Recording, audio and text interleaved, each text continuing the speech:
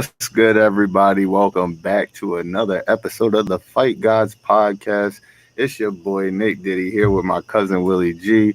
We are the dynamic duo, the best tag team in the game right now when it comes to this combat talk shit. Of course, we're joined. Oh man, y'all already see it. Nico the Butcher and my man Will Brooks. It's fucking clobbering time. You already know we're joined here tonight with the best mustache in the game, Ben the Stash Doucette. We're here to talk that combat sports talk, baby. What's good? How you doing out there tonight, Ben? I'm doing well, guys. It's good to be back. Nico, it's good to see you feeling better, man. Thank you, bro. Thank you. I appreciate you. Will, how you feeling tonight, boss? Oh, I'm feeling good, man. I'm feeling good. You know, had some Chick-fil-A for dinner. I'm killing it, bro. I'm good to go, man. I'm ready. That's God's chicken. It is, man, for real. Didn't they say something like Kanye was selling it for like $50 a sandwich or something at like the Donda show? No way, really? I think so. Brandon shared the thing, but there's actual stories out there. He was selling like Chick-fil-A sandwiches for like $50 a piece, and people were paying it at the Donda release party. The whole Donda release shit is absolutely fucking mind blowing to me that anybody could sell out an arena and just fucking stand in the middle of the stage, not performing, not doing anything, just so fucking mind blowing, man. Only him, only somebody like Kanye. He's a modern day cult leader, honestly. Like, he seems like it, bro. Call a spade a spade. He really is. Yeah, he seems like it. Hey, Ben, do you listen to hip hop at all? A little bit here and there. All right. My older brother bred me on hip hop, so I know a decent amount. That's what's up. All right, look, I'm gonna ask you guys a question real quick before we get into fighting and all that kind of stuff. Nico, Ben, who is the gloat? Not the GOAT, the gloat, the greatest lady of all time in rap. That's what I want to know from you guys before we get started. We could talk about the greatest dude, but we'll be here all night arguing and stuff. I just wanted to get your opinion of that real quick before we start up. Who is it, Nico? I just want one. And Nico's frozen. Ben, who you got, man? Oh, Nico. Okay, there we go. Shit, I only get one, and I have to take this. I have to take this seriously. Like what? Yeah. When it comes to like the greatest rapping, who's the best? Like all the whole package, bro. The whole package. Whole package. Whole package. You want me to tell you mine? Bottom? Yep, top to bottom. You want me to go first? Yeah, go first. Go first. Bro. Just so I can gauge where your head's at. Nicki Minaj. And a lot of people. Cool. We can do this. All right, go ahead. Go ahead. A lot of people from my era get pissed off when I say that. They're like, "Oh, it's Lil' Kim, Missy Elliott, all these other people." But nah, I don't. And I mean, Missy's good, bro. Missy's real good. But I just think Nicki Minaj, top to bottom. I think that her catalog is fucking killer, bro. But go ahead. Who you gonna say, Ben? Because Ben looks shocked. Ben's about to say Queen Latifah. MC Light. Oh, Ben, man, what happened, bro? You're muted? Ben is muted right now. Oh, man. Ben, we can't hear you, bro. All right, well, while we can't hear him, I'm going to let you know who the real current GOAT is, and that's Doja Cat. Doja Cat? Doja fucking Cat. Doja Cat. Yo, look, man, I just see the future. I see the promise, man. It's between Cardi B and Doja Cat for me. Come on, man. Hold on. Cardi B, Doja Cat. Nico. That's all it does. Cardi B, Doja Cat. Forget about that promise shit. I got that juicy. Listen, we had that whole argument 2 weeks ago, and you said, "Oh yeah, Max will be the GOAT, but Jose is right now." You can't give me that promise. Shit, you're right. Damn, man, you just gonna call me out. So number one. So you're saying number one is so you're saying Cardi B's number one?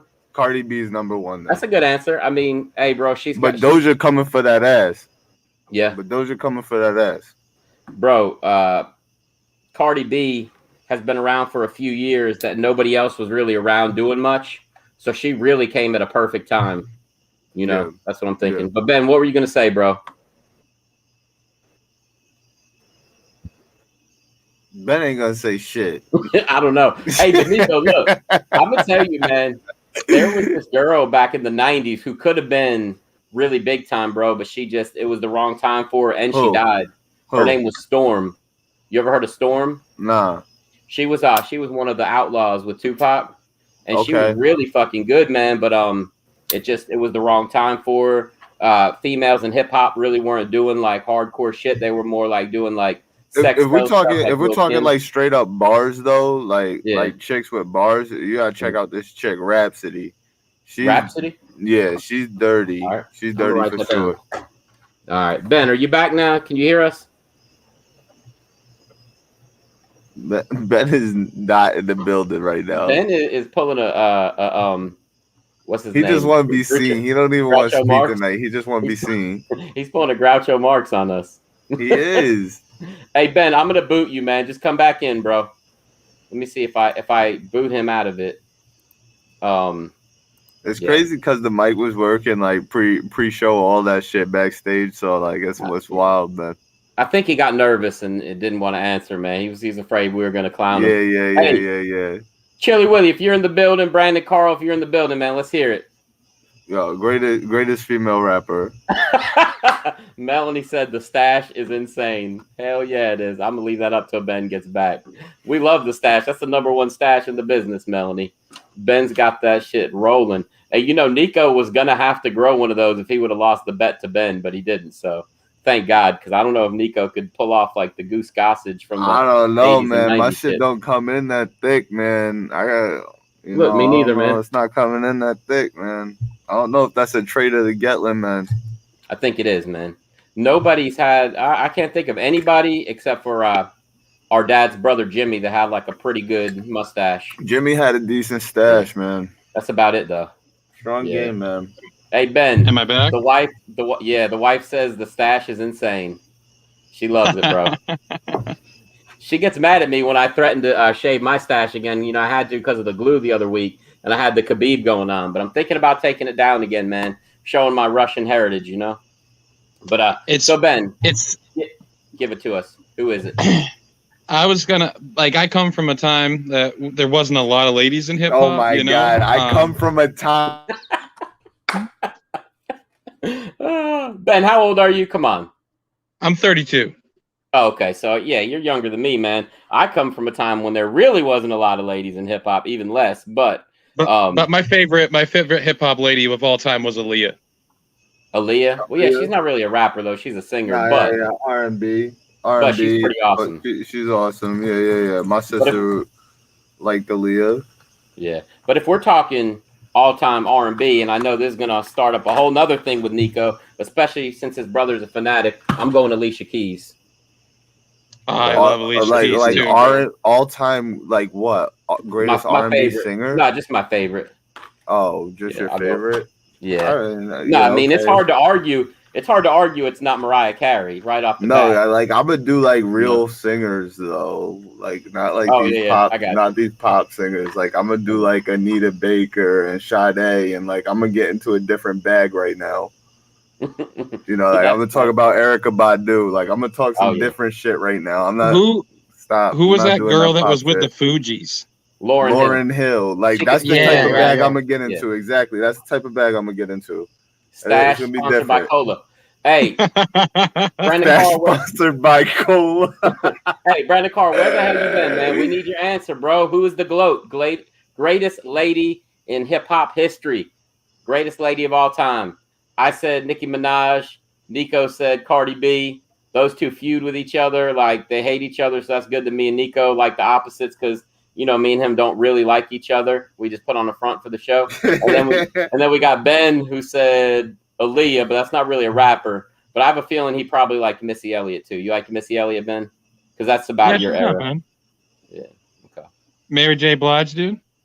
Yeah. I think that Brandon Carl is about to enlighten us on who his favorite is. I think that it might be Iggy Azalea, just to be honest with you. Not guys. Iggy, cut it out, yo. Brandon like Iggy. He likes Iggy, on, man. You know, big white girls, that's right up his alley. Oh, 100%. It's definitely Iggy. I think it was. Yeah, it was the video where she dressed up like Clueless. I think that did it for him. So, you know, he loves that movie. He does. He does. He does. It's in his top 5. I swear. It's like right in his Tinder bio.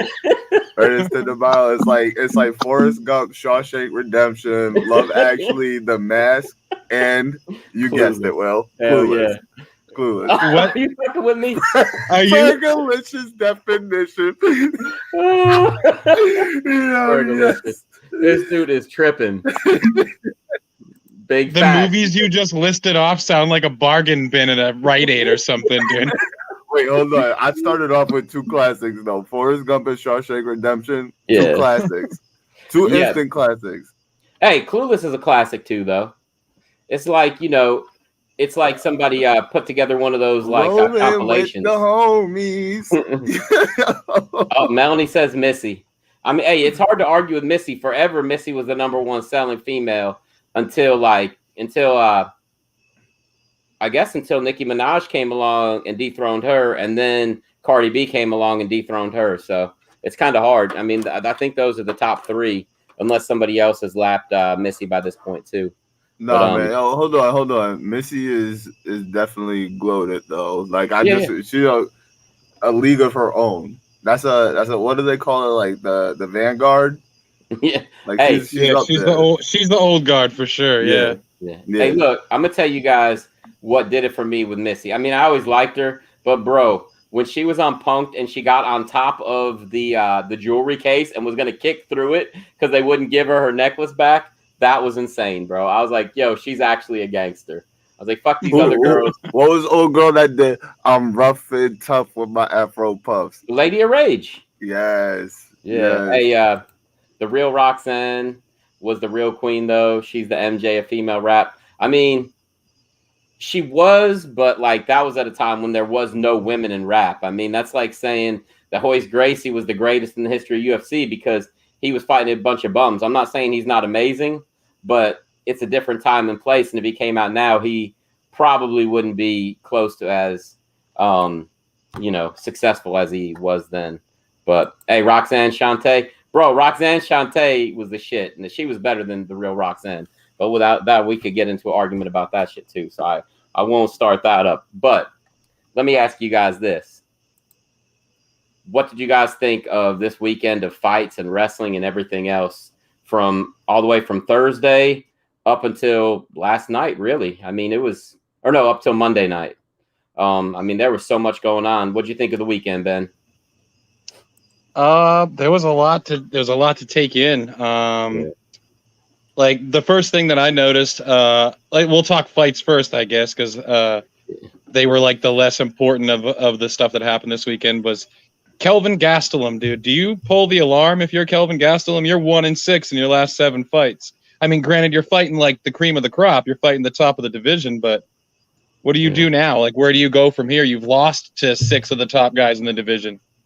Like, what's next for a guy like him? Like, you want to answer, Nico, or you want me to take this one? Nah, that's all you. That's all you. Honestly, he's already training with Cejudo. I don't feel like he lost this fight. It's just that Cannonier won the fight. You know what I mean? He didn't really do anything wrong. Gaston looked good. He lost 48-47 on all 3 cards. He didn't do anything like terrible or looking like he was out of shape or anything like that. But here's the truth. Here's the brass facts. He's too small for 185.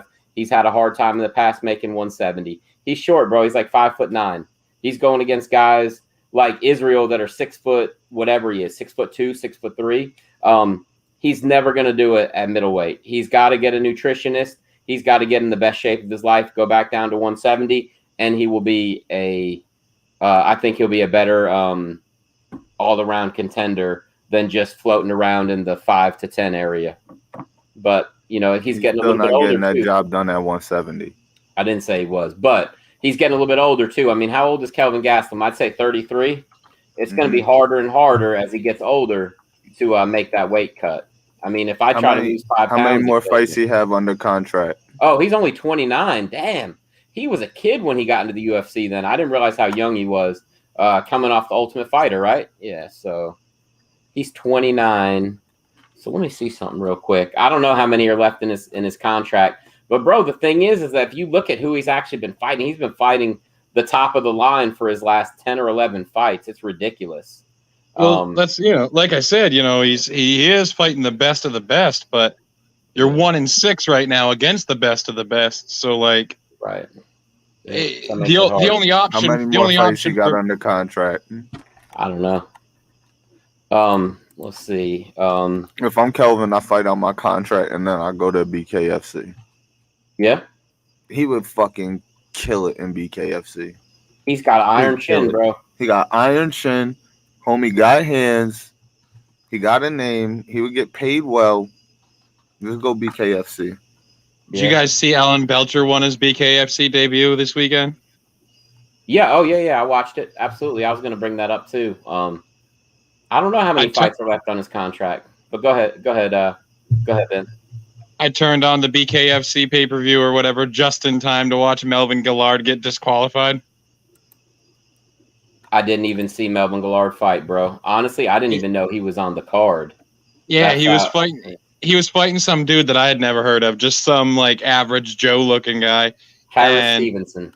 Yeah, he knocked him down to one knee, and when the guy like fell to one knee, Gillard threw a punch, and he missed. He missed, but the referee still disqualified him for an intentional strike to a downed opponent. That's pretty crazy. I've noticed in BKFC they're pretty lenient about striking a downed opponent, but maybe they're tightening up on that. It's crazy because I literally turned it on when Bobo O'Bannon was walking towards the cage, so I missed his fight by one fight. They have like so many fights. 1, 2, 3, 4, 5, 6, 7, 8, but 9, Melvin 10, was 11. Yeah. Melvin was killing this guy though. Like I think the referee disqualified him because he was doing too good.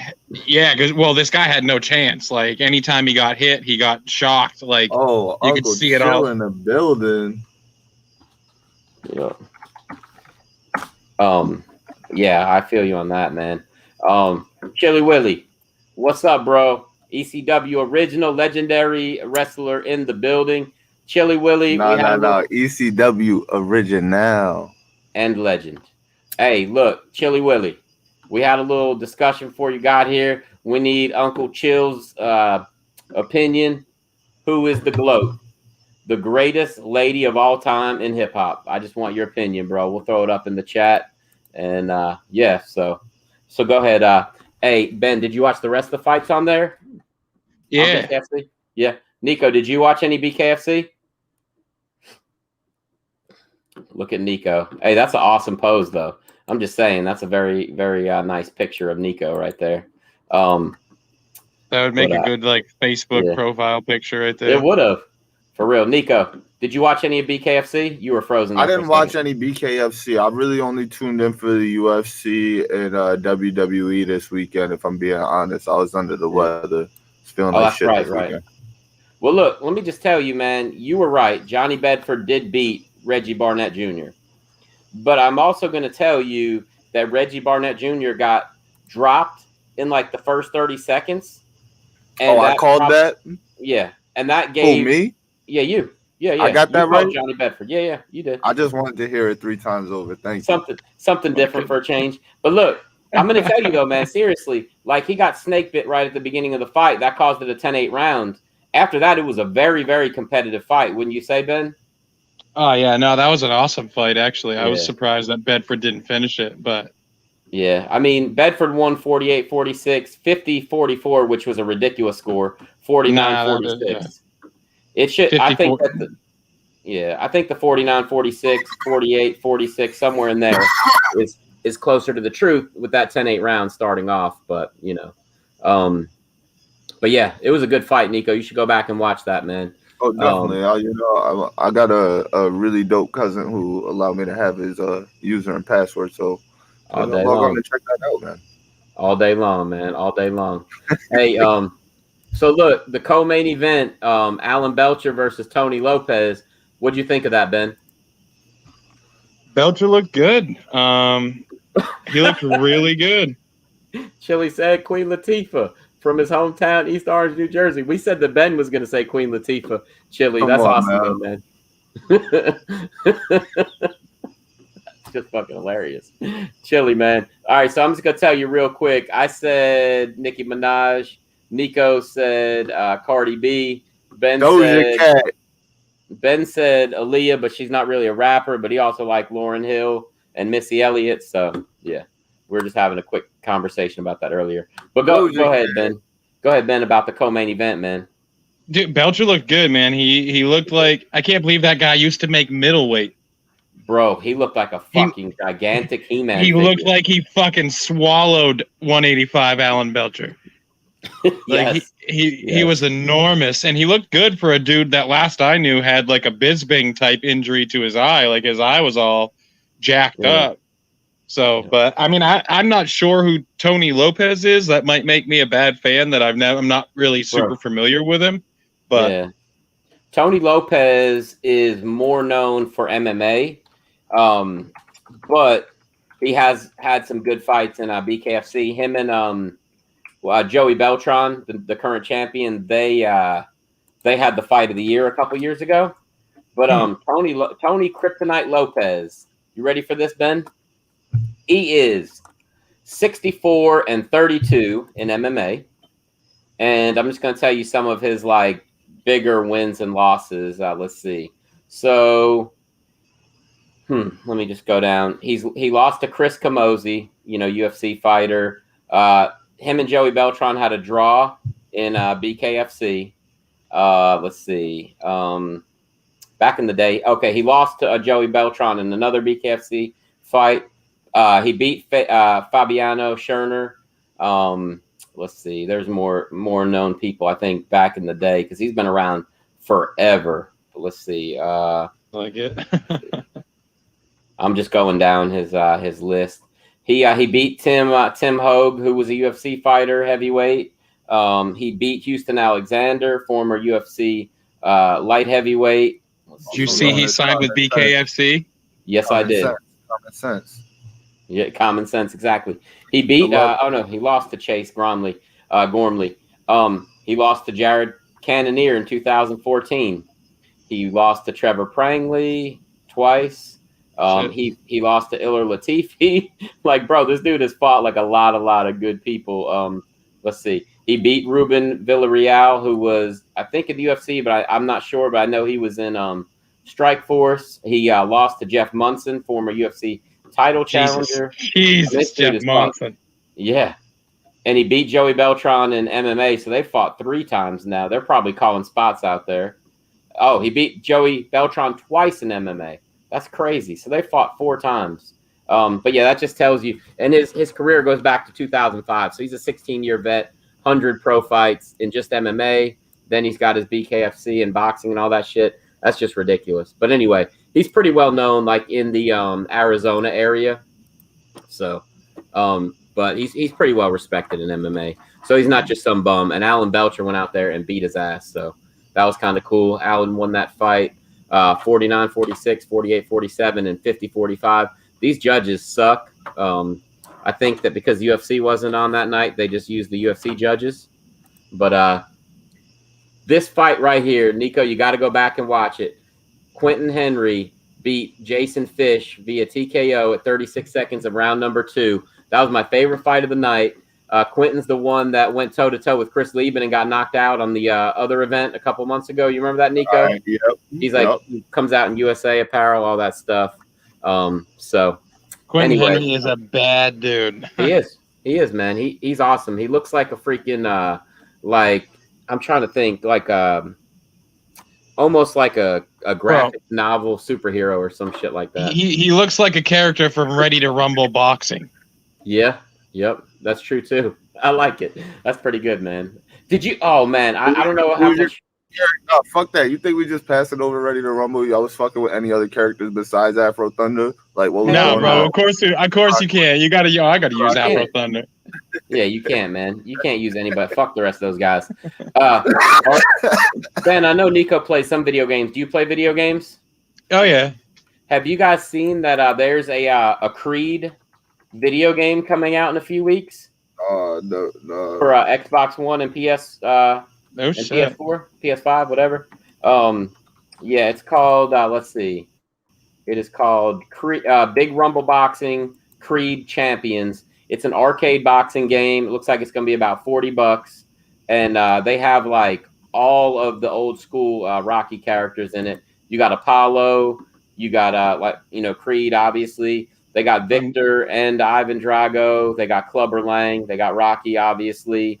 They got all of them in there. I can't wait. The shit looks awesome. But It's gonna be dope. anyway, yeah, I'm a fan. I'm a fan of video games, and there hasn't been a good boxing game in a while, so that'll be cool. Who would you guys want to see fight bare knuckle? Any time period, any organization?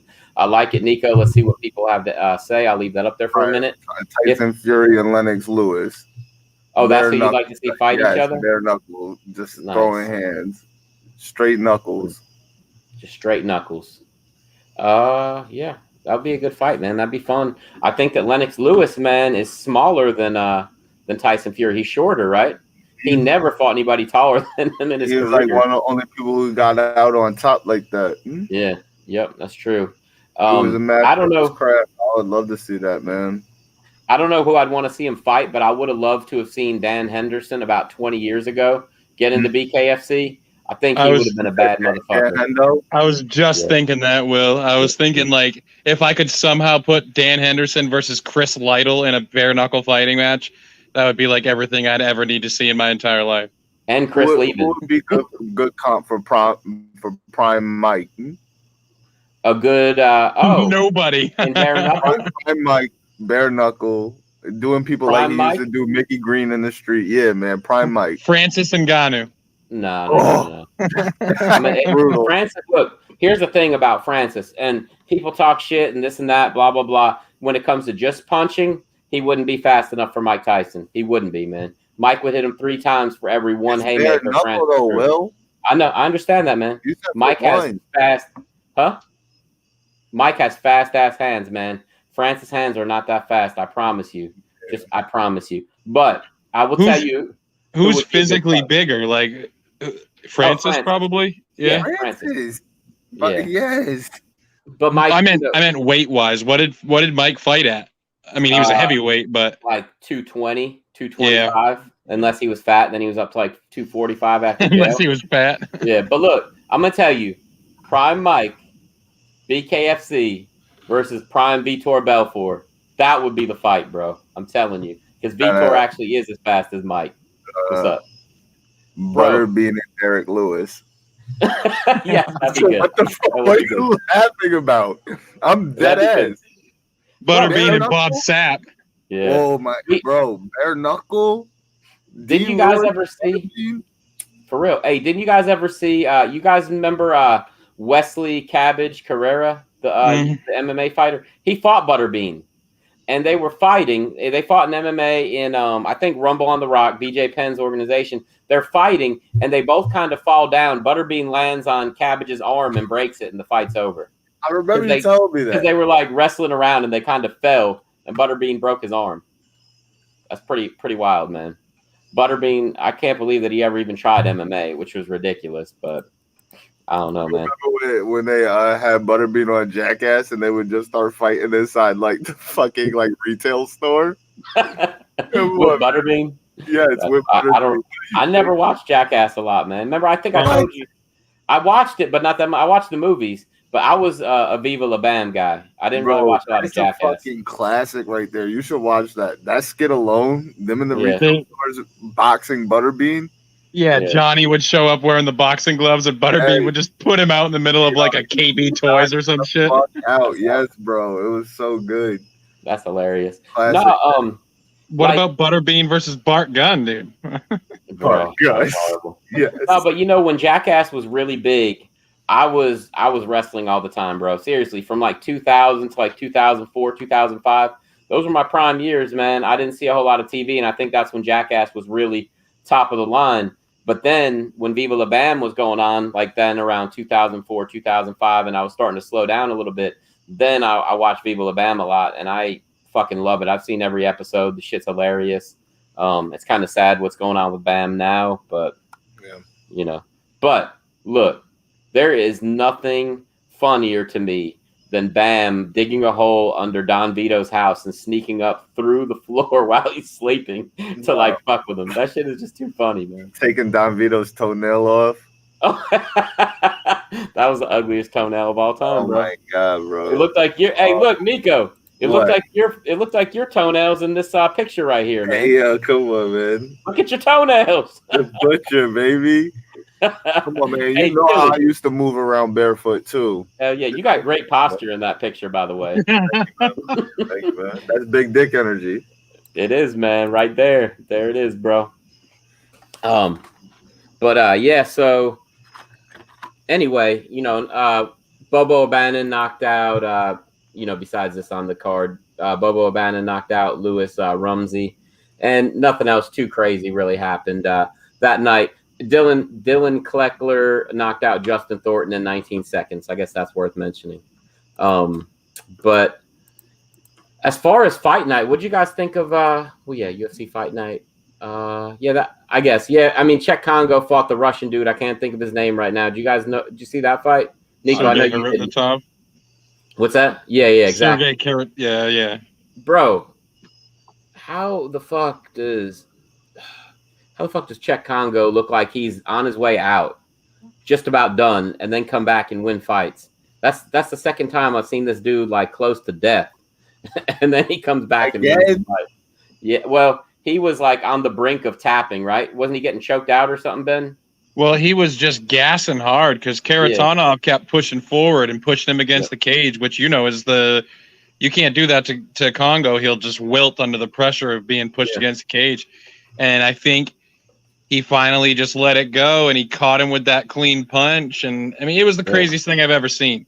Yeah. Crazy as when he knocked out Pat Berry. I mean, maybe not as exciting, but equally as crazy. Yeah, like Congo was done. He had nothing. And then he chokes this fucking guy out with 1 second left on the round. Yeah. But that's what it was. Exactly. He punched him, then he got the choke. Exactly. He was getting out wrestled pretty much the whole fight. Yeah. He was getting pushed. He was getting bullied around, and he was gassing hard. Yep. I thought he was going to get knocked out, to be honest with you, when he was gassing so bad. He should have been knocked out, but Karatanov was gassing too. So Karatanov's a little bit older too. They're both older. I can't believe Congo's 46 and the oldest guy on the Bellator roster. Did you see he's got more wins in Bellator than he even had in the UFC? Like he's been with Bellator equally as long as he's been with UFC. Doesn't he have the most wins in Bellator, or at least most wins for a heavyweight? 13. The most. For a heavyweight or for anybody? I think it might just be for heavyweights because Pitbull has been there longer, but 13 wins in Bellator. It doesn't seem like he's been there that long. That is insane to me. Yep, you're right, man. You're right. Look at Nico. He got stopped. He's doing that dance. He's doing that dance like Will Ferrell and Chris Kattan. Straight chilling. What was that movie called? Night at the Roxbury. Yeah, Night at the Roxbury. There you go. Exactly. That was a funny movie back in the day. It was horrible, but it was really funny. Yeah, it wasn't very good. Nah, but yeah, definitely not one of Will Ferrell's better movies. But yeah, I guess we can go and we can talk a little bit about Fight Night. I've been kind of glazing over these events, Ben. I just don't want to talk about the whole thing because we'll be here for 4 hours if we do. But as far as Fight Night went the other night, let me just pull up the results right now. Did you catch out Bahamondez's wheel kick knockout of Roosevelt Roberts there? I saw the replay. I didn't see that fight. Well, it was a good fight. It was a competitive fight. Bahamondez was definitely going to win that fight anyway. But within the last 6 seconds or so, Roberts eats this forearm or this elbow off the cage, and he kind of just drops his hands. And the whole fight, Bahamondez was throwing these spinning body kicks, and he finally took one up to the head and clipped him right in the face, put him, completely out cold. Yeah, completely out cold. All I saw was just the kick, that final kick. But I saw something, and people were talking about online, like, holy fuck, pretty much. It was the craziest shit, dude, because, like I said, there's 6 seconds left, and this kid just drops his hands and takes a step off the cage, and boom. Yep. Gone. Yeah, he won at 4:55 of the third round. Nice. I'll tell you, we can go through some of these fights, but I'll tell you who I was most impressed with on that card was Alexander Patoja. Man, he looked like a fucking killer out there. And I'm pretty sure he already got a win over Brandon, right? Over the champ. Yeah, he's got 2. He's got an Ultimate Fighter win and a regular win. against Brandon Moreno. Okay. Yeah, so Man, he has like an exhibition win because he beat Moreno on the show, and then he has a legit win. Right. That's a tough pill to swallow. I think Brandon Moreno is awesome, and I don't think he'll lose that fight. But man, if he's gonna lose a fight, that's probably the one because, as far as right now goes. If I'm Moreno, I'd rather fight Pantoja than Askarov or whatever. I wouldn't want to fight the tough, grindy wrestler that Askarov is. I'd rather fight somebody that I could stand and bang with. Yeah. But I had been telling my buddy that Royval was great on the ground, but Pantoja's better in the scrambles. Yeah. And that's just what happened. He was better in the scrambles and caught him. Yep, you're absolutely right. Nico, did you check out that fight? Yeah, I thought that Royval looked good, but it's like Ben just said, Pantoja was scrappy in those scrambles, and he caught him.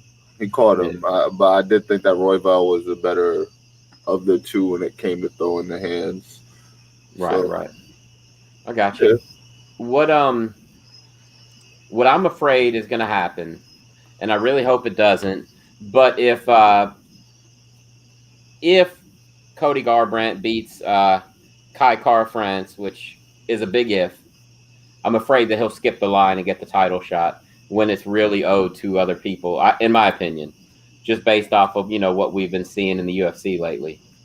But hopefully that doesn't happen. I do think Brandon Moreno beats Cody's ass, but we'll see what happens. Askarov is very dangerous in that weight class. He's undefeated for a reason, and Moreno was his only non-win. It was a draw. That was a couple years ago.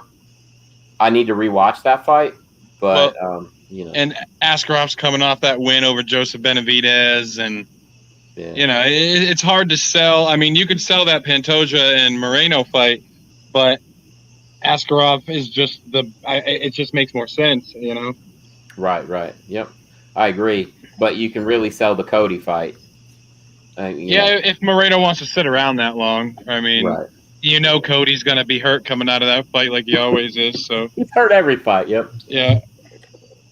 Yep. But elsewhere on the fight card, how do you say it? Vince Pichel, or is it Vink Pichel? Vince, yeah. Yeah, Vince. Okay, he beat Austin Hubbard by decision. A lot of people were saying that Austin Hubbard was going to win that fight, and he just didn't. He just didn't look that good out there, man. Definitely outmatched. I'm not even going to say the first name, but Kakramanov beat Trevin Jones by technical submission. He had the guillotine choke, and I think was that when Jones went to sleep. Yeah, that was nuts. Yeah, so that and Trevin Jones is pretty good, but I had actually put out a tweet Saturday night about Vince Pichel being my pick of the night, and nice. he retweeted me. It was pretty sweet. Yo, he was crispy, man. Seriously, he was super crispy that fight, man. He threw everything with bad intentions. He looked good, man. He just surprised me with how good he looked in that Jim Miller fight. He's got to be a scrappy dude if he's gonna punk out Jim Miller like that. Absolutely. He looked good.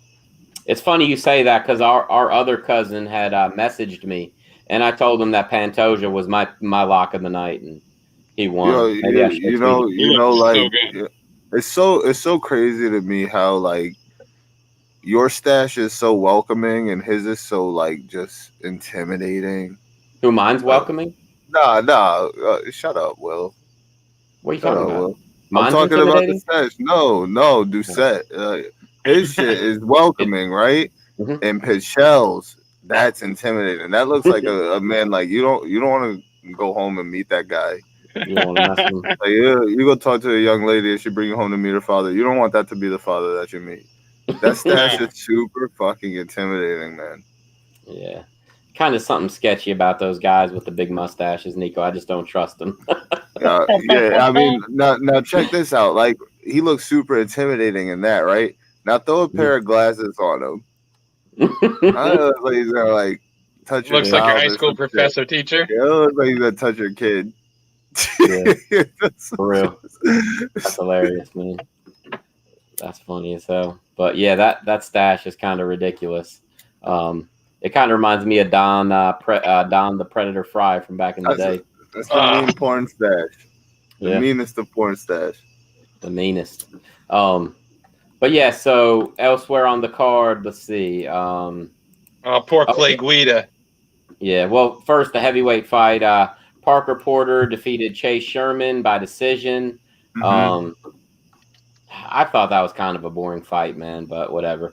I feel like anytime heavyweights go the distance and it's not like a championship fight, it's just something lacking. Those 3-round decisions at heavyweight are usually pretty boring, in my opinion, just because the guys are the least skilled usually, and they just get tired real quick.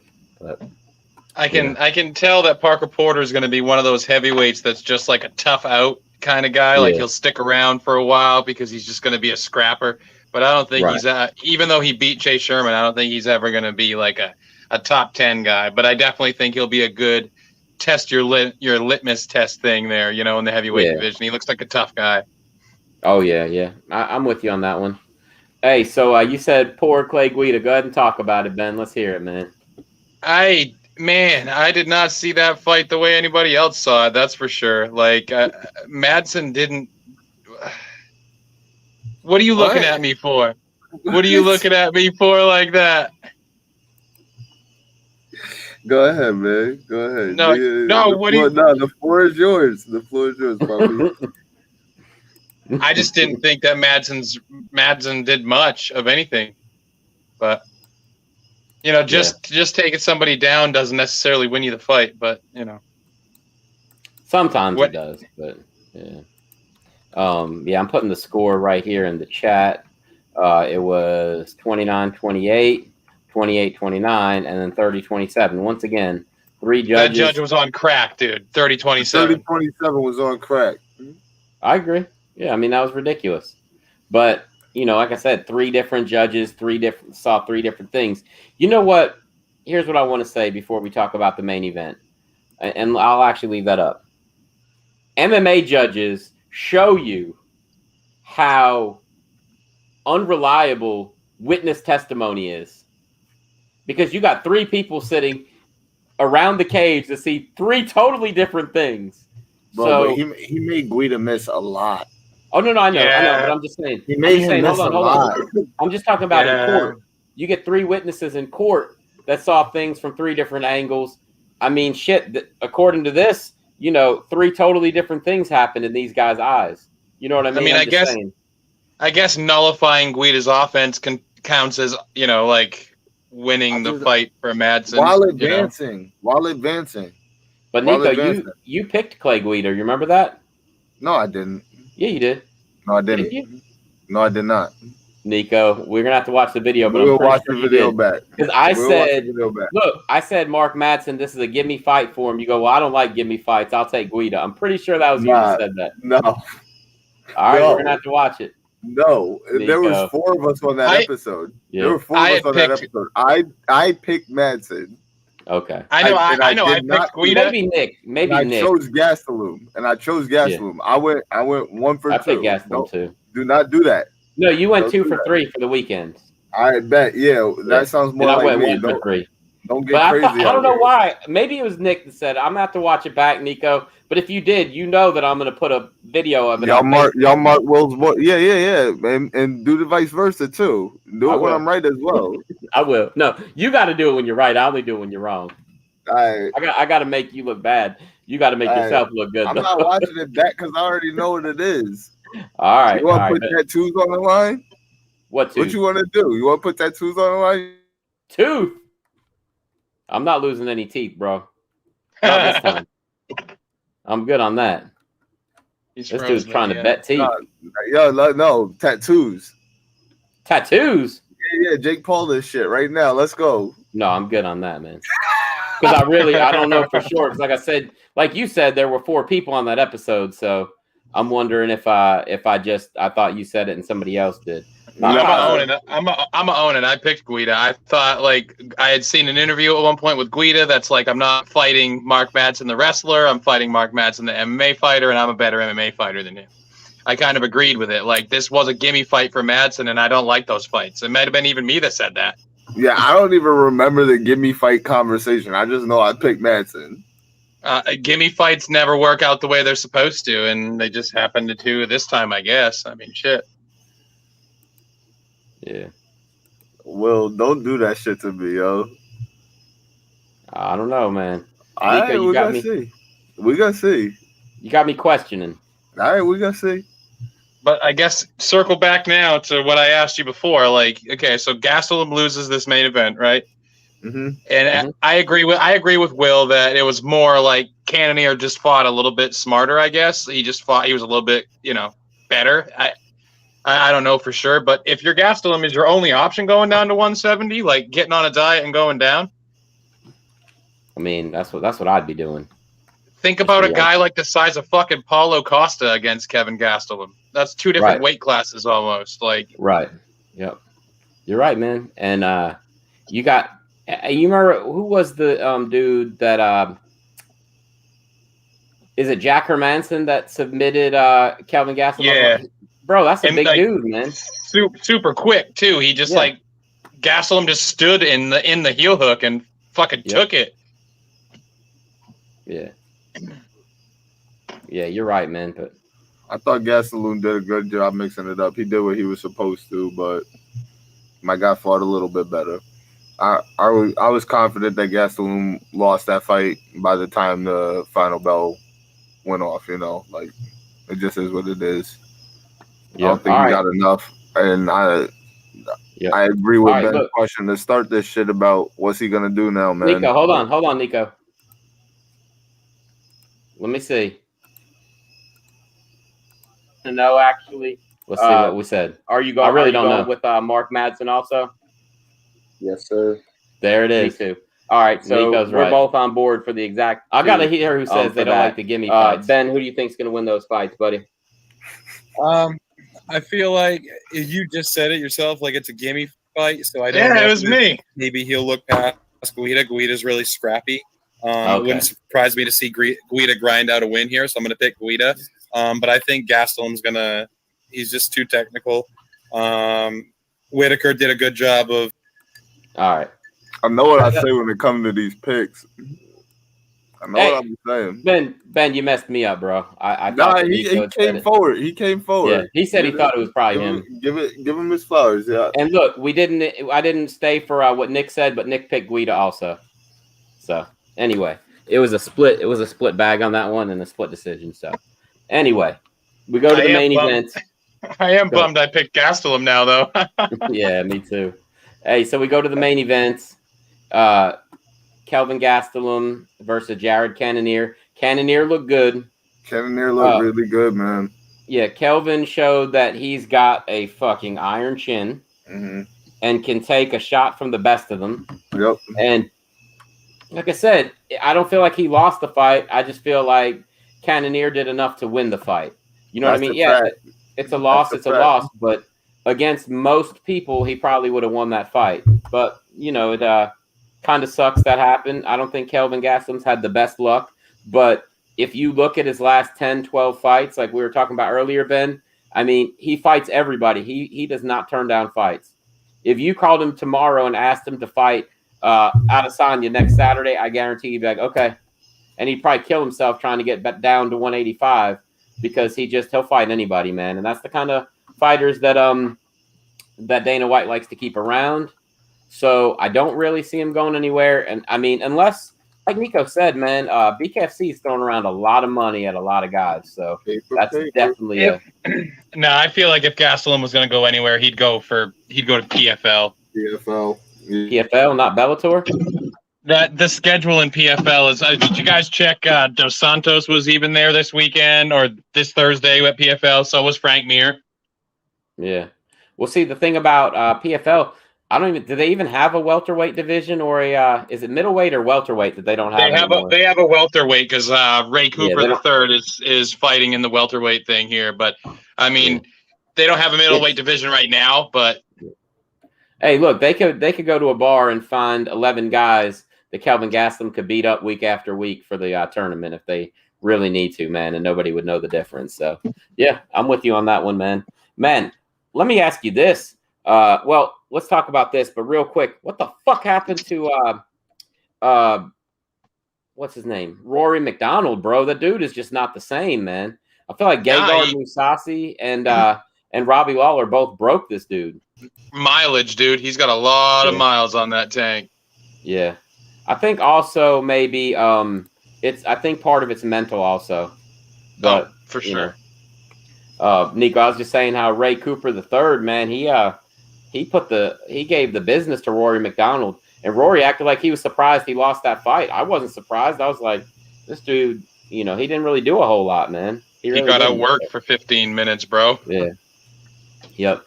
Nico, so the main event, we were talking about that, Cannonier versus Gastelum. Tell me, man, what did you think of the fight in general? I thought that Gastelum did a good job mixing this shit up. He did what he was supposed to do, but Cannonier ultimately just looked a little bit better by the end of the final round. I didn't think that Gastelum did enough to win. I think that did they say that the total strikes went in Gastelum's favor? Yes. Yep. Shit, man, that's tough, man. Yep. That's tough then. And I thought he did a good job. I did. Bro, how in the world did he pull an Undertaker after he got knocked down? Bro, he looked like he was out. Was that what it was? Did they give him a 10-8? Did they give him a 10-8? Is that what it was? I'm not sure. And did he get sat down twice? I think he got knocked down twice, yeah. Yeah, that's probably what it is at the end of the day then. Yeah, probably. Getting sat down like that is never a good look. Yeah, no, it's not. But bro, because they wound up giving Conor that third fight versus Nate because he got dropped as well, and we all know that Nate won that fight. No, he didn't. 3 times he got dropped, bro. Come on. Hey, Cannonier. We all know that Nate won that fight though. Will never. Gastelum got knocked down once officially, but I think he went down twice. But maybe one just wasn't. He went down twice. One just wasn't official. He went down. What do you? What's that? What do you think of Cannonier after that fight saying that he doesn't he'd like to sit around and wait, but he can't wait because he's broke? That's a top 10 in your middleweight division saying that he can't sit around and wait for a title fight because he's too broke to wait around. That's crazy. I think that if I am Cannonier, I'm going after the dude with the dildos in his trunk immediately. That's the fight for him, man. Kevin Holland. That would be where I would go. At 185? Is Kevin Holland fighting 185? Holland's at 185, but that would be a humongous 185. No, he's 170. He's at both. Yeah. No, because Holland fought was it fucking Jack Hermanson or Derek Brunson? Victoria. Brunson was the one that exposed him, right? Yeah. He fought Brunson just kept taking him down. Yeah, his last 3 fights have been Jacare, Derek Brunson, and Marvin Vettori. Damn. But I just remember Cannonier at the end. They said, "What do you want to do next?" And he said, "Well, the champion's already calling me out." He's like, "So it makes sense to fight Izzy next." He's like, "But I'll probably fight whoever they call and say this is who you're fighting." He's like, "Because I have no money out." He's like, "I'm fucking broke." Izzy will wash him. Yeah, he will. That's gonna be a bad night.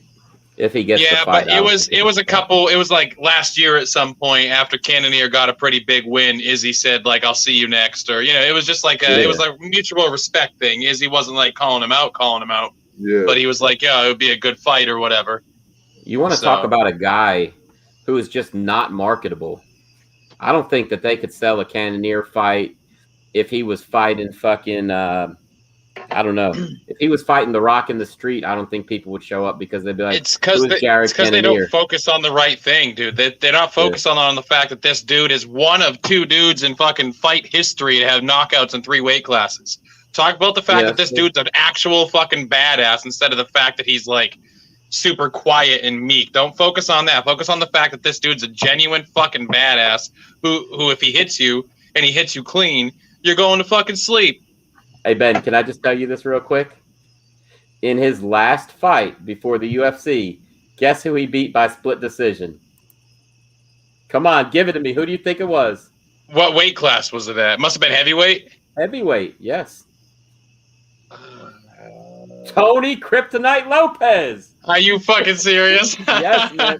I just looked it up, and it was in the Alaska Fighting Championship 104 in 2014. He beat Tony by a split decision. I told you, bro. Tony Lopez has fought everybody, man. He's kind of like one of those guys like Shannon Rich or that one dude. I'm drawing a blank right now, but he had Brian Ebersole was like that, dude. When he showed up at the UFC, he had like 60 or 70 fights on regional circuits against all the UFC castaways. Yeah, no, I was thinking of this guy, Travis Fulton. Didn't he die recently? Did he kill himself or something? Yeah, he killed himself because he was a pedophile. Yeah, exactly. He was in jail, right? Yeah, he was in jail because they found a ass ton of fucking... Yeah. Fuck no, he didn't have a mustache. Nico, listen to this dude's record, right? I fucking love Ben, yo. Yo, my girl doesn't mind my mustache. Hell yeah, free mustache here we ride to go. Ben's house. Here we go. Nico, he had 320 official MMA bouts. His record was 255-54. He had 75 professional boxing matches where he went 25-48-2. Jesus, that's a lot of brain damage. Tomato can? Yeah. Yeah, Bro. tomato cans, bro. Every single one of them, from like name brand to fucking off brand. He fought them. Yeah. Yeah. No, I mean he fought and lost to some good people, and then everybody else that he fought, he beat. Like all the nobodies he beat, and then when he fought like people like Ben Rothwell or what's the guy's name? Dan Severn, I think. People like that all kicked his ass. Jeremy Horn. Like I was. This is an argument that I was having with somebody today because we were talking. Well, I don't want to do that yet. I'll bring it up later. If you got other topics you want to touch, Will. Yeah. Well, I just wanted to talk about SummerSlam, man. All right. Well, then I'll touch this before we hit off SummerSlam. Then go ahead, bro. Hit me. So before we jump to wrestling, though, I do want to get your opinion. We'll just pick the two main fights for actually, bro. We'll pick two fights for Saturday night. We'll give our predictions for those two. You want to do that, and then you can tell us about the argument? Yeah. Okay. The main event is Edson Barboza versus Giga Chikadze. Is that how you say it? Chikadze? Yeah, Chikadze, yeah. So that's the main event of Fight Night. Fight Night's not the best fight night this week. I mean, it's good fights, but these are definitely not any like big name guys. So I thought maybe we could pick that fight, Nico, and we could pick Kevin Lee versus Daniel Rodriguez. Oh, Kevin Lee is fighting? Yeah. Oh, man. That's my guy. Well, I think he's going to lose to Daniel Rodriguez. I'll throw that out there. I think Fluffy takes this one, bro. He's so big, man. He's a big 170, and Lee is not a big 170. Right. Rodriguez is the guy who beat Mike Perry not that long ago. Yeah. He's pretty good, man. I think he submitted. And Perry. did he beat Condit or somebody? He beat somebody else that's pretty respected anyway. He has a couple wins over some tough guys anyway. Well, he submitted Tim Means. That's who it was, Tim Means. Yeah. I knew he was somebody that was pretty respected, had a decent name. Yeah. And then he got the decision over Mike Perry. Those are his two, bigger wins. His two big wins. Everybody else on there are just kind of not very well-known people. But yeah, I think he'll beat Kevin Lee by decision. I think Kevin Lee's going to be rusty. He hasn't fought in a while. When was the last time he fought against Dos Anjos? Is that right? Yeah, probably. I think Kevin Lee, like you said, A, he's going to have some ring rust on him. B, he's going to be looking past Daniel Rodriguez. Yeah. Oh, no. Okay. So he lost to Rafael Dos Anjos at welterweight. Then he went down to lightweight again, knocked out Gregor Gillespie, and then got choked out by Charles Oliveira. And I think, so that's the last time he fought was March. I'm going with Kevin Lee. I'm going with the Motown Phenom. Nico, I like the dude. I'm not gonna lie. I think he's pretty awesome. But don't do that. No, I'm saying I like him. Against him, don't do that. No. I could say that I like Kevin Lee. No, you don't. Yes, I do. I really do like Kevin Lee. He's gonna lose, but I like him, man. I do. I think he's not gonna lose. I think it's Kevin Lee's fight to lose. I think if he loses, it's going to be his own fault. I don't think it's going to be as much Daniel Rodriguez, beats him. I think it's going to be that Lee loses the fight. I feel like that's kind of always been Lee's problem. It's a tough fight back. It is a tough fight back, but I'm going with Kevin Lee. Yeah. Who are you taking on that fight, Ben?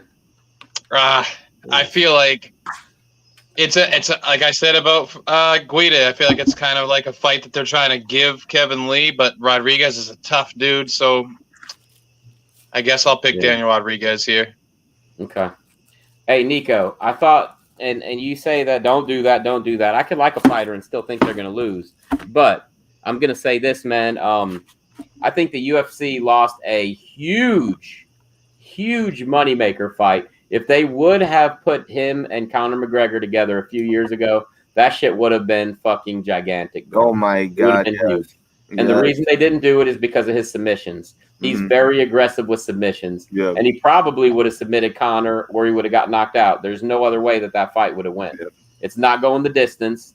And I think the UFC thought it was too big of a risk to put Conor in there with him when Conor was winning all his fights. But so fire. It would have been. But for example, Ben, and I saw your face kind of cringe a little bit, and I'm going to tell you why I say that. I understand that Nate Diaz is awesome with submissions. He's not aggressive with them, though. You don't see him go for a takedown. You might see Kevin Lee go for 15 takedowns in a fight against Conor. Eventually, he's going to get the takedown. You know what I mean? Yeah, early. I don't know, man. I just don't. I think Kevin Lee's biggest problem is mentally. He's not a tough fighter. He doesn't have the mental game to go with his physical attributes. And I feel like McGregor would have a guy like him beat before they even get into the cage. I mean, it's possible, if the shit talking. I don't know. Kevin talks some good shit now, too. Hey, bro, he talks shit about people's moms. Not even. I do like Kevin Lee, though, dude. That knockout of Gregor Gillespie was a real feel good moment. Like he deserved fucking that. Insane. That was fucking awesome. I like Kevin Lee a lot. He's tough. He's a very tough dude. But. Yeah. Yep. Like I said, I like him. I think he's funny. I think he's very entertaining, and I think he's one of those guys that if they did have like if they did have a 160, 165 pound weight class, I think he would do better there. I think it's a little hard for him to make 155, and he's just undersized at 170. He kind of reminds me of with his shit talk, honestly, and he'd probably be offended if he ever heard this shit. But he reminds me of Adrian Broner. Oh, yeah? That's what he kind of strikes me as when he talks shit. Oh, man, yeah. I feel you on that. So, look, we're going 2-1 on we're both picking Rodriguez. Nico's picking Kevin Lee. Main event. Nico, what do you think of the main event, man? I'm rocking with Giga. Yeah, me too, man. Just me too. Yeah. Yeah. I like Edson Barboza, but I don't think he's elite. I think he's more of a gatekeeper at this point. Yeah. Well, unfortunately, the best thing about this fight is you'll know everything you need to know about Chikadze by the end of this fight. I mean, if he doesn't beat Barboza, you know where his ceiling's at. And if he beats Barboza, you know he's ready for the next level. Yeah, that's true. So. Did you guys see that one fighter? That one movie that Edson Barboza was in late last year? Did you guys see that movie? No, you asked me this last time. Nah, I did not see that. Yeah. Nico, what the fuck are you waiting on, man? Ben, did you see it? It's called it's what's it called? It was let's see. Born a Champion, I think it's called. No. Ben, did you see that? Let's see. It's Ben, what the fuck are you waiting on, Ben? Yeah, Ben, what the fuck are you waiting on? No, because I haven't told Ben about it yet. Well, I was gonna say I've never heard of it. That's what the fuck I'm waiting on. Well, he should be watching the Fight Guys, you know? It came out this year, actually. Because I'm busy watching the Fight Guys. You told me on the Fight Guys. Yeah. I'm busy watching WWE movies with The Miz in them. Yeah, fuck yeah. Man. Hey, look. So this movie came out this year. It was heavily endorsed by the Gracies. It stars Sean Patrick Flannery, who was one of the brothers in Boondock Saints. Yeah. Who is, I think he's a black belt in Brazilian Jiu-Jitsu under not Royce Gracie. What's the next brother? The one that fought in Renzo Gracie, exactly. He's a Renzo Gracie black belt, and he wrote this story about his love for MMA, and it's freaking awesome because Edson Barboza is the bad guy, and he's kind of like Tong Po in the movie, Nico, which is hilarious. and they never let him say a word in the whole movie, but he grunts a lot, and it's pretty good. You guys should watch it. It's fun. I mean, it's never going to win any awards, but hey, IMDb gave it 7 out of 10 stars. The only other MMA movie I could think of that probably is a higher rated movie would be what's the one with the brothers? Warrior, yeah, exactly. Probably Warrior and Kingdom are probably the 2 better MMA, shows, movies that I've seen, but this would probably be number 3 or 4. It was good. Dennis Quaid is in it. And like I said, it was pretty cool. I liked it. I mean, it was nothing spectacular, but it was good. To clarify my comment about watching movies with The Miz in it, I found a list of every WWE affiliated movie, and I thought to myself, it would be absolutely fucking terrible to watch every single one of these movies, and so I am. Nice. And I'm currently in the middle of the Marine franchise or whatever, and The Miz is in 3 or 4 of them in a row, and he took over for Randy Orton, right? Who took over for John Cena? Well, no, the first one was Cena. The second one was Ted DiBiase Jr., dude, because they were thinking about putting Orton in, but Orton's like a fucking deserter or something. Yes, and he got fired. And so they were like, maybe we shouldn't put the fucking deserter in the role of a seasoned Marine veteran. Yeah, that's true. So anyway, real quick before you tell us the debate you were in, Nico. I didn't get to see the fight. I saw the highlights. Manny Pacquiao kind of looked not very good this weekend. Everybody's saying it's time for him to hang it up. Mm-hmm. If he doesn't want to hang it up, maybe a boxing match with Conor McGregor will be one last great payday. But I don't know, man. What'd you think? Did you see that fight, Nico? Or did you see highlights? Didn't see any of it. Only heard that Manny lost, and then I had absolutely no interest in watching the highlights. He got dominated. I mean, yeah. So there's nothing left for him after this. I mean, how could you sell a McGregor fight after this? Or the Errol Spence fight. Yeah, I mean, I don't know. Unless there's somebody he's got a mega feud with that could make possible sense. There's nothing left for him. He got outclassed.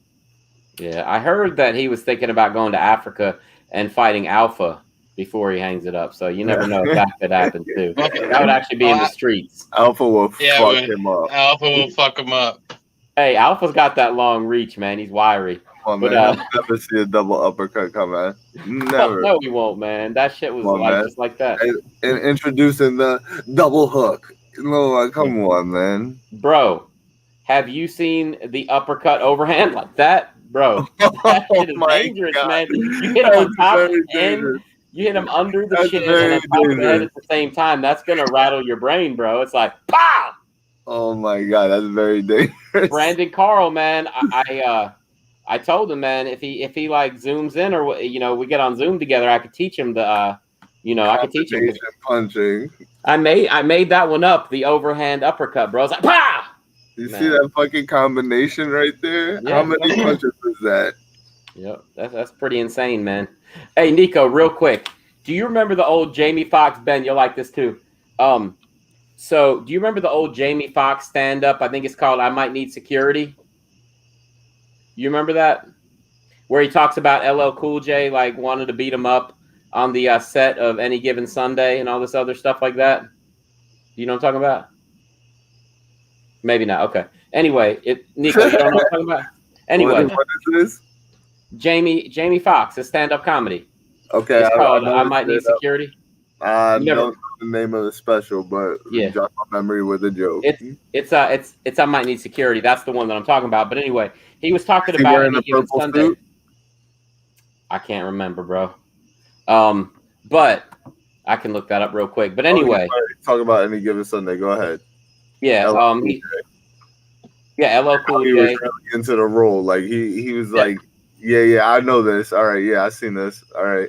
Yeah. So anyway, he's talking about when they're out in the field and so he's wearing a blue shirt and black pants in this. He's not wearing the suit. Yeah. Anyway, so he's talking about when they're out on the field and LL would hit him for real and he's like, motherfucker, what the fuck, right? So then he's talking about how he'd be at the club. And if there's an issue with somebody, he did the club punch where he'd run across the club and punch somebody and then run away. And so then the end of the joke was that he did that to LL Cool J on the set and ran away.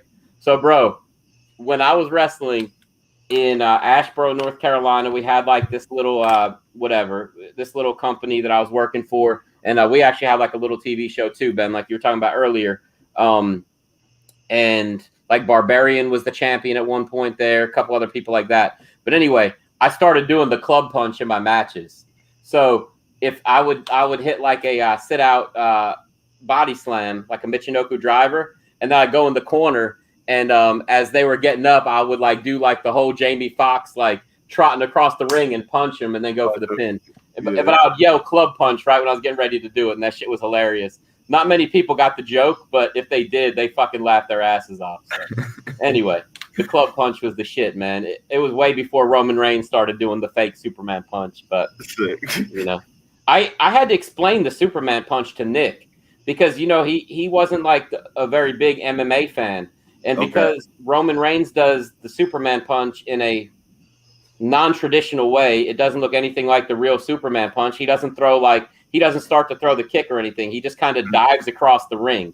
You know, the Superman punch is really you're acting like you're going for a leg kick, and then you lunge forward. But he doesn't do that. So I was explaining that to Nick, and he's like, "Are you serious?" And I'm like, "Yeah," but they just kind of took liberties and called this random lunging punch, the Superman punch. Anyway. I have no idea what the fuck I was just going for right there. But go ahead and tell us about your debate, Nico. What you got? All right, so bang, check it. I'm in a little tiff with somebody on Facebook, as per usual. And the argument that we're having is Jake Paul is not a real boxer. He's not a professional boxer because of the people that he's boxing. He said that they're not real boxers. They're MMA guys. They're this, they're that, yada, yada, yada, so on and so forth. And that he would have more respect for Jake Paul if he fought, a real boxer. Right. So my argument to him was, these professional boxers, if you go back and you look at their first fights, you're not going to know any of these fucking guys, and some of them fought tomato cans, yada, yada, yada. And he goes, at least they're actually boxers. And I said, do you remember when Jake Hager went over to Bellator and he fought a guy with an actual MMA record? What they said about that guy? Oh, he's a fucking drunk uncle. Look at this fucking guy. He's a fucking nobody. He didn't get any respect for fighting somebody with an actual record. Yep. Like, you're right. This kid is fucking doing something. He looks good. He's doing the right things. Sometimes you fight people who are not necessarily the greatest in that field to get your record where it needs to go, and then you make the jump gradually. And he's doing that, He's gone from fucking Nate to Ben to Tyron, and it's gradually getting better as he goes, and you got to give credit where it's due. That's all I'm trying to say to the dude. But no, you're right. Go ahead. I mean, at least you can give him the credit, that he's actually fighting athletes. Like he's not, like you mentioned about pro boxers, dude. They're like you said about pro boxers. The early parts of their records are literally like they would have fucking come up to you, Nico, on the street and been like, "Hey, you want to make $250 tonight? Strap some gloves on." Those are the kind of guys that you're fighting at the beginning of your boxing career. Like me standing outside looking for a fucking sandwich. They're going to be like, "Hey, bro, we'll pay you in fucking hot dogs and a handshake if you come in here and put some gloves on." Yep, like that, or they're legitimate nobodies, not even athletes that these guys are fighting at the beginning of their careers. So at least Jake Paul has he fought a professional NBA athlete, so he's still an athlete. Yep. Like, I mean, he'll get his respect eventually, but until then, fucking make some money on the way. Yep. No, I agree. A lot of times they'll call like a gym and say, "Hey, I need 2 middleweights," and you'll have one guy who's like 2 and 4, and they already know he sucks, and they got a guy who's 1 and 0, and they're like, "All right, I got 2 middleweights." They'll ride together to the fight. They already know the one dude's gonna win, so the other guys basically just go in there trying not to get hurt and get paid. They do it all the time. I was negotiating a boxing match for somebody a while back, and they're like, "Well, does he have an opponent he could bring with him?" And I'm like, "You mean a fixed fight?" They're like, "No, I mean just somebody he knows he could fight that he'll beat, but it doesn't have to be a fixed fight." And I'm like, that is some fucking corrupt shit. And apparently that happens quite a bit. And then like it's just like looking at the YouTubers who are boxing right now. He's the only one actually boxing combat athletes. Yeah. These YouTubers are boxing each other and shit. this kid has actually made the jump to fighting athletes, professionals in their field. You know, so Nico, I did see something. I saw something that one of the people that Jake Paul wants to fight is KSI because KSI beat his brother. Apparently, like he wants to beat the fuck out of KSI after this fight. Nah, he would mop KSI. And that's a step backwards. That's a step backwards. There'd be nobody that would. But KSI has two pro boxing matches now. This is true. Yeah, but from a standpoint, from a standpoint of people buying into that, they're not going to buy into that. Like they're going to want to see somebody better than that next for Jake Paul. Tommy Fury, they got a good setup going right now with Tommy Fury. I agree with that. I agree, but I think that YouTube watchers and these fucking weirdos all would tune in to see KSI versus Jake Paul happen for 30 seconds. But anyway, Triller would want something better than that, I think. It's Showtime now, actually. They signed Jake Paul now. Did you see that? Yeah, yep. But he's still affiliated with Triller. I don't understand the whole thing. Hey, man, watching the media day workout, man, Tyron looks good, man. Yeah, he looks big right now. I don't know if he's allowed to do a cycle or if he's on one man, but them traps is veined up. His neck is veined up. Having to cut weight will do him a lot of good though. He was cut, quick hands, man. Did you see that Masvidal says? You saw that Masvidal said he's going to knock Jake Paul out. Masvidal said Woodley would, but anyway. I mean, I don't doubt it. Let's make a quick pick. Masvidal's a different dog, man. I'm saying Masvidal, trained Jake Paul for the last fight. He trained with him some. Yeah. And he says that Woodley's boxing is better than Jake Paul's, and he's going to knock Jake Paul out. But anyway, Ben, who are you picking for that fight? Oh, I'm picking Tyron Woodley all day. I think that people are expecting it to be another Jake Paul, kind of takes advantage of the size and all that stuff. But Woodley only started shit in the bed in MMA because of better athletes came along. Yeah. And I don't think that Jake Paul's a better fucking athlete than Tyron Woodley. And I think Woodley's going to put him to sleep. I think it's going to be I don't know how quick it's going to be or whatever, but I think Tyron Woodley wins this fight. All right, Nico, what about you, bro? You going to bet Ben for the third week in a row? Jake Paul by knockout in the fourth round. All right. You ready for my hot take? You ready for this? Go for it. I think Jake Paul's going to win in under 2 minutes by TKO, referee stoppage. I don't think Woodley has it anymore. I really don't. He's got power, and that's the last thing to go. He's going to go to sleep. Mm-hmm. It's the last thing to go. I don't think he's going to be out cold, though, really. When did you ever see Woodley really put he's going to go to sleep, Will. You think so? I think the ref's going to stop it, man. That boy about to shake up the world. Yeah, I don't care. If people are already trying to build in this excuse that he's not a boxer. Like, that's their built-in excuse already. That's how you can smell it coming because they have that built-in excuse ready to go. It wasn't a boxer. It wasn't a boxer.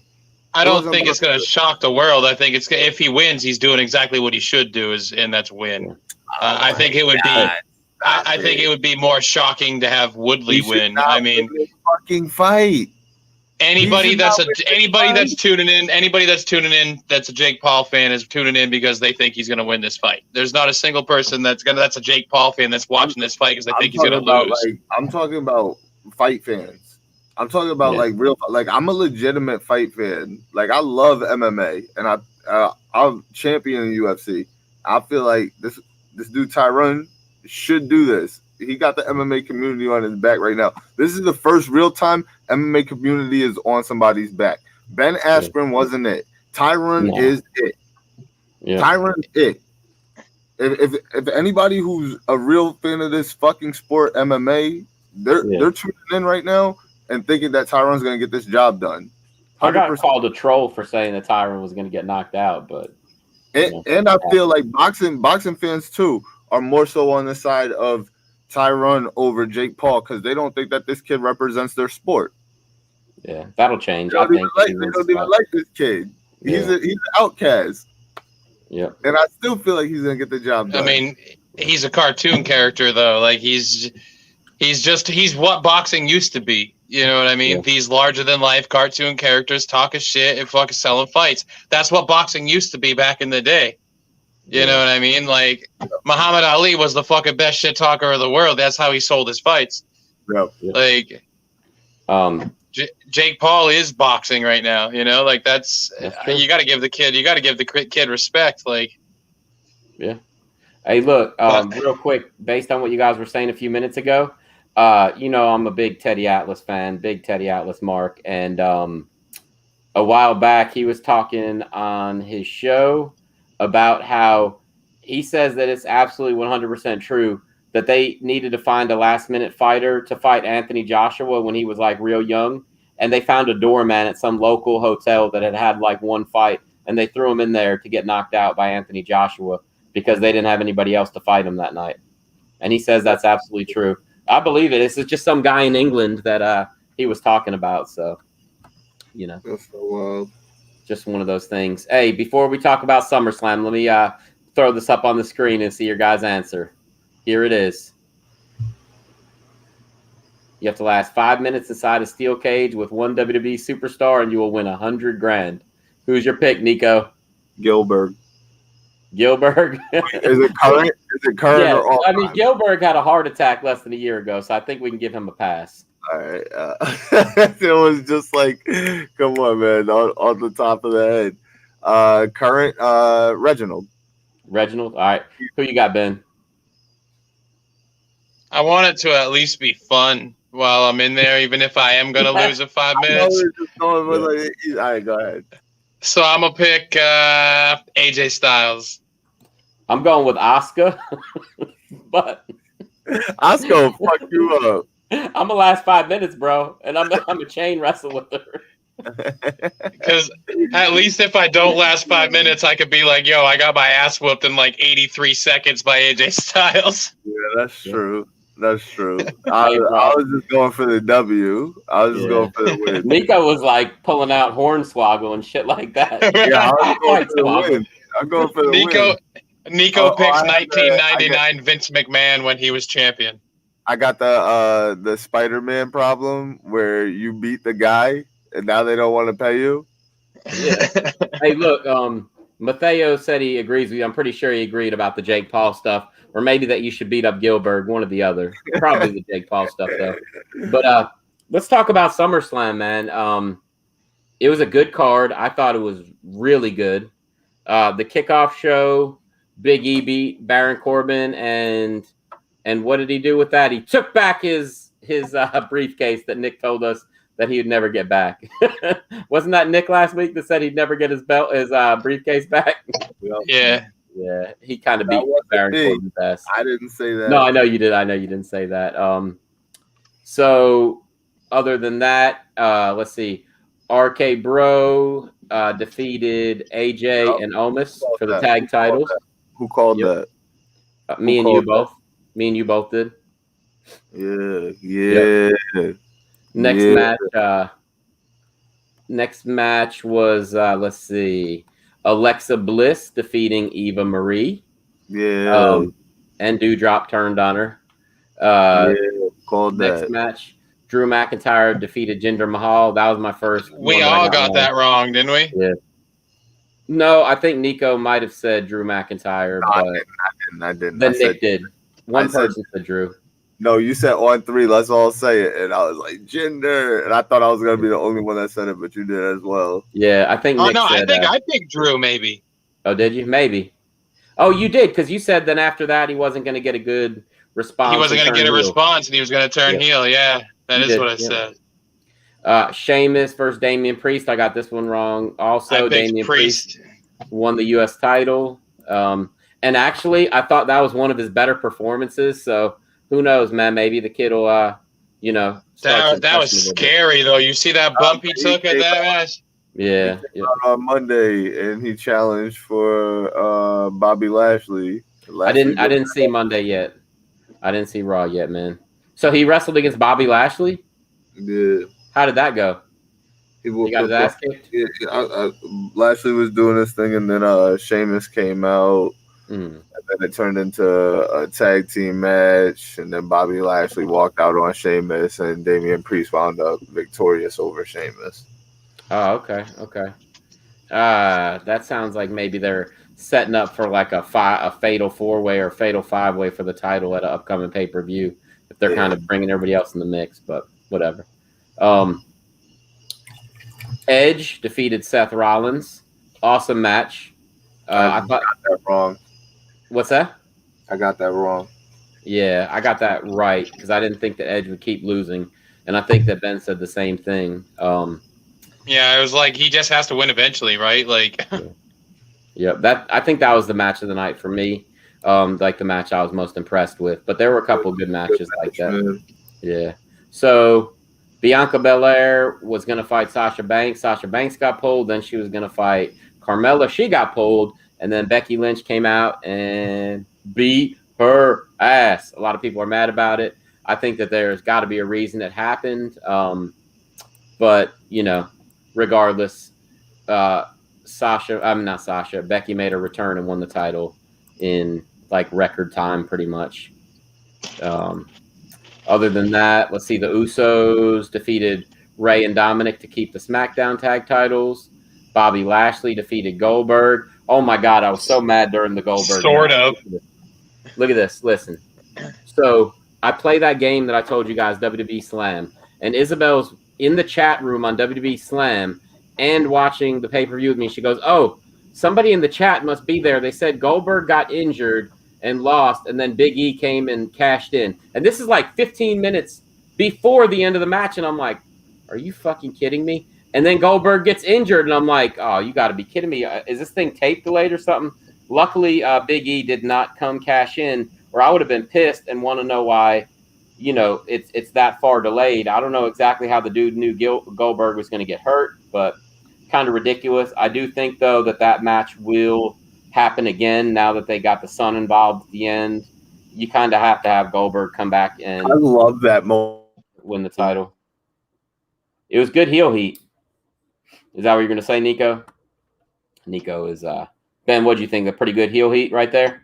Oh, that was perfect heel heat for me. Yeah. I told you that I thought his boy was going to get involved somehow. Yep. You did. And they tried to play it up like he didn't know it was a kid. Yes, he knew it was the fucking kid. I don't think that Goldberg will win the title if they do revisit this match. I think that you know the amount of heel heat Lashley gained from this is just he's gonna keep it, and they have a good thing going on both shows right now. Like Lashley's doing his best work that he's ever done too. Lashley needs to put them both to sleep. That'd be good. Like stack their bodies. Yep.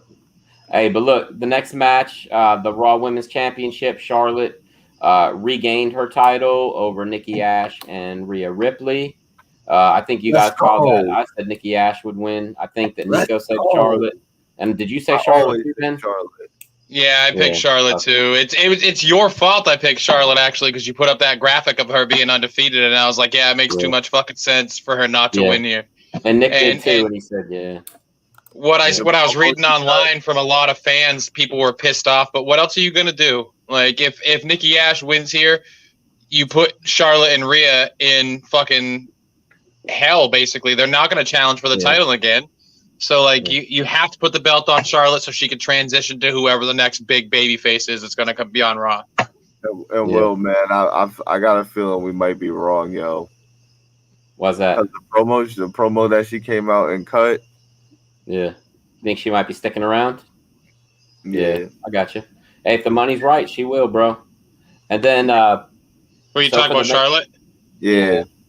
Well, I just think they put the phrase. It was just one key phrase, and I was like, all right, she might be sticking around.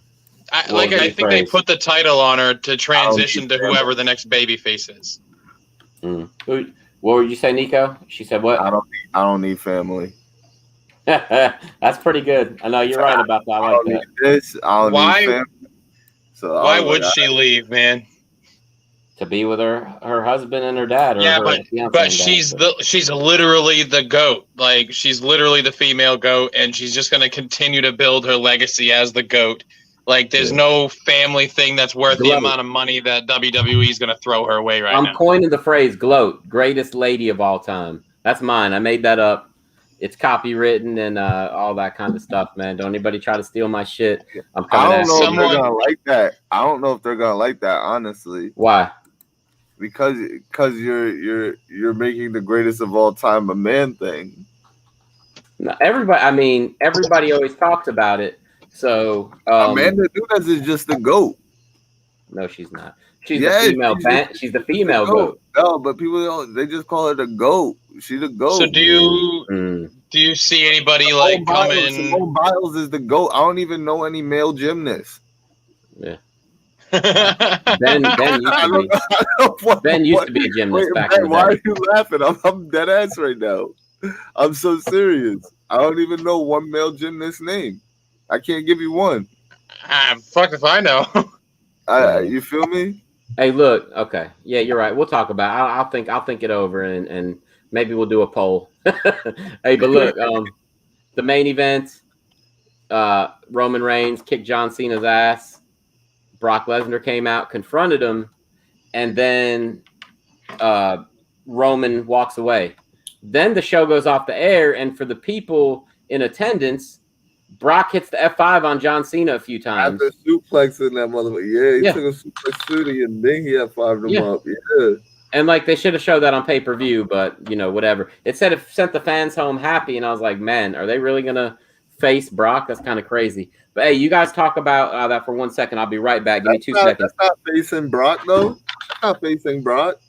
He just did that to the heel. That's like doing him like Stone Cold Steve Austin. Like he just don't give a fuck. Anybody can get it. My hot take was Cena would win, but it makes sense to have Roman keep the belt too. Like he's just like you said, he's doing the best fucking work he's ever done. Yeah.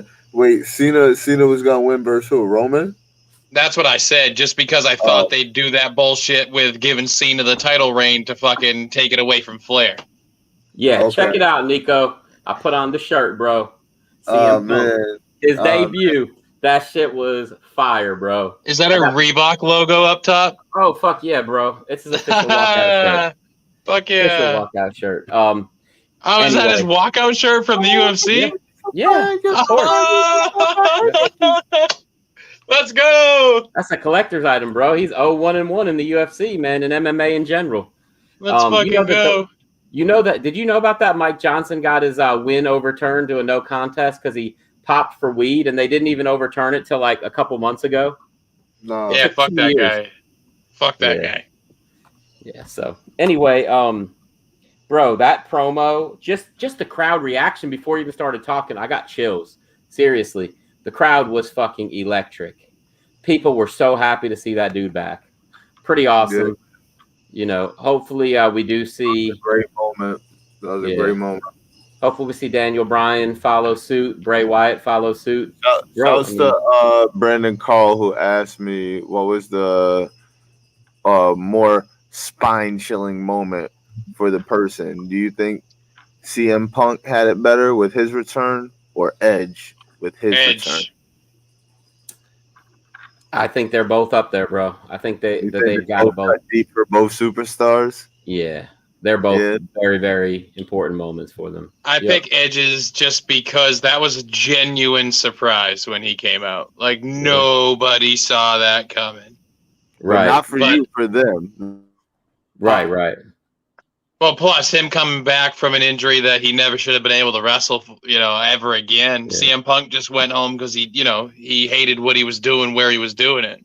Yeah. Edge didn't have a choice, Yeah. Yep. So, anything else you guys wanted to discuss before we wrap this up, Nico? Nico, you're frozen. Ben, what about you, bro? Anything you wanted to discuss before we take it home? Trying to think of if there's anything interesting or good, but I can't think of much. Wrestling's getting interesting now. Let's just say that, Yeah. All right, look. I'm gonna take one for the team on this one, Nico. I'm gonna bet Ben on the Woodley and Jake Paul fight. And let's see, what is the bet gonna be? I currently have the Mentos and Coke thing that I have to make up for. Ben works in a kitchen, right, Nico? Ben is like a grill cook, chef. What are you, Ben? Yeah, I'm a line cook. Yeah. All right, you ready for this, Nico? Whoever loses has to take a full shot of vinegar on the show. Slam down a shot of vinegar. Nasty. All right. Hey, look, we got to make this shit entertaining. Rice vinegar? What? Just regular vinegar. I was gonna say I probably have like a couple different kinds of vinegar in the kitchen. I can have like a little taste test. Fuck it. I think I might have balsamic vinegar or white vinegar. I don't care. Whatever vinegar. Please don't fucking do balsamic vinegar. That shit is nasty, bro. Balsamic is nothing. That shit smells like dog shit, bro. It's like I don't know. God, it's nothing. Balsamic vinegar is nothing. All right, I'll do white. I'll put that shit on a salad. That's what you're supposed to do with it, but it stinks. With some oil. But anyway. Yeah, look, CM Punk, the fucking man, he's back. And you guys, I don't even know. Wait. I just remembered what I wanted to mention. What's that? What do you think about Samoa Joe winning his third NXT title on TakeOver this weekend? Classic. Awesome. I loved it. Nico, did you see that? Nope. You better fire up Peacock and check it out, bro. Awesome match. Really good. Joe looked a little rusty, but it was awesome. It was totally fucking awesome. He sure did. Timing was a little bit off. So Walter versus Ilya Dragunov was one of the best matches I think I've seen this year. It was fucking insane. And the women's match was good too. It wasn't bad. Raquel Gonzalez gets better every time she wrestles, I think. The shit with LA Knight and Cameron Grimes is gold. It kind of writes itself right now. Yep, you're right. So, all right, Nico, you ready to take it to the house? Oh, man, you already know what it is, man. There is no need to adjust your screen. It's not Bruce Buffer, but you've been here live at TFG. Thank you for joining us, and we will holler at you on Sunday. Thanks for being here, Ben. Thanks guys for having me. We'll see you guys later on. Be good.